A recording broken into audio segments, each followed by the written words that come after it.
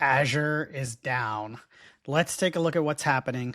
Microsoft Azure has been down now for several hours. StatusGator reported this outage at least 30 minutes before they acknowledged it on their status page. It was quite some time after the outage began, but we saw a flood of traffic to our Azure landing page here. This is the public page on StatusGator.com where you can report Azure outages. In fact, anybody can come to StatusGator and see the status of more than 6,000 services that we monitor. In this case, Azure and Azure DevOps were both affected very early on, and we saw a lot of outage reports come in. One of the things we always notice when these major platforms go down is that a lot of services go down with it. And we are seeing outage reports from hundreds of services. I saw during the peak of the outage at least 700 services down on StatusGator and many others unofficially down, meaning we detected an outage with them, although the outage has not been acknowledged by the provider. You can see here on my master dashboard here, I'm getting reports, constant reports. These are all from the last few minutes of outages with major providers, including Minecraft, of course, hosted and owned by Microsoft.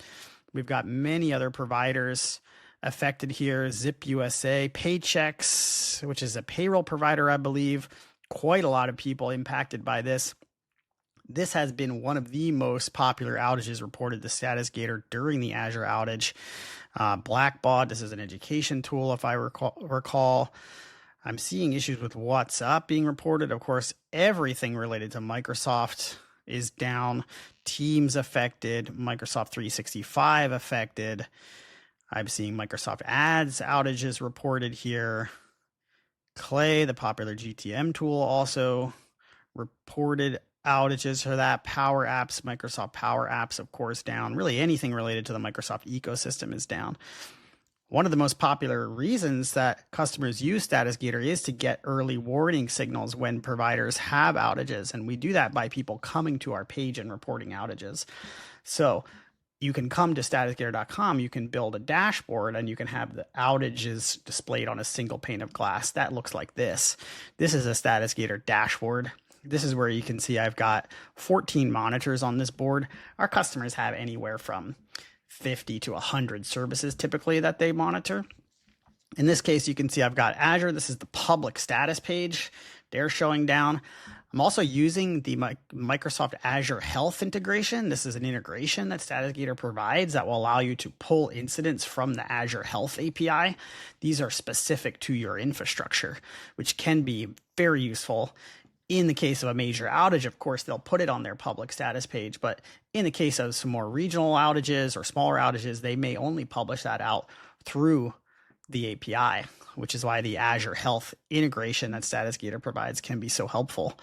I'm seeing Okta affected here. Interestingly enough, I did see quite a lot of people interested in the Amazon Web Services status in the early days of the outage.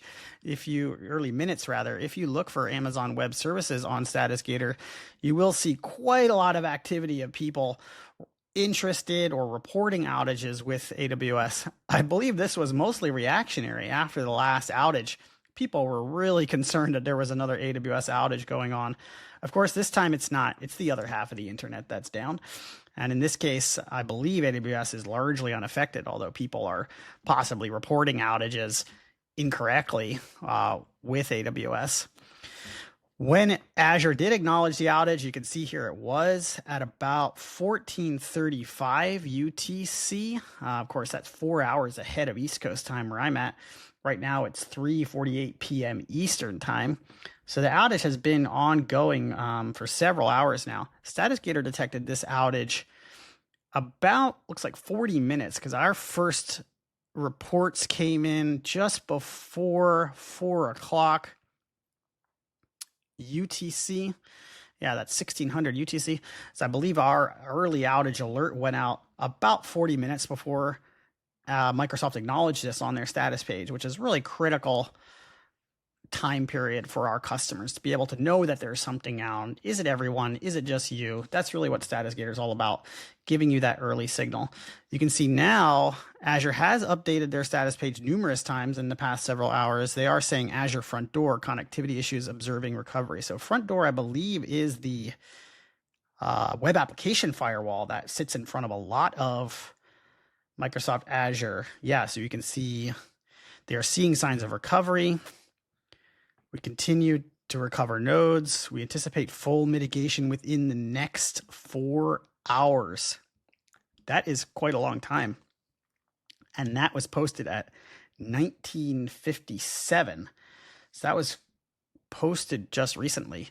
Kind of shocking that they're expecting this recovery to take another 4 hours. What can someone do? I don't know. In this case, if you're dependent on Microsoft services, you may be out of luck for the next several hours, but I would encourage you to create a StatusGator account, of course.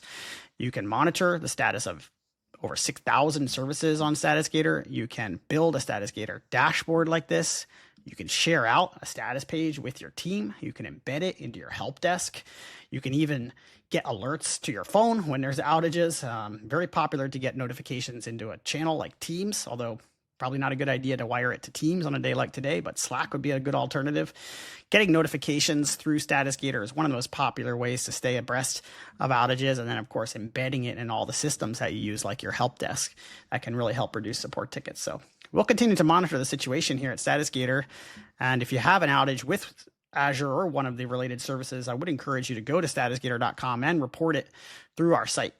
Thanks.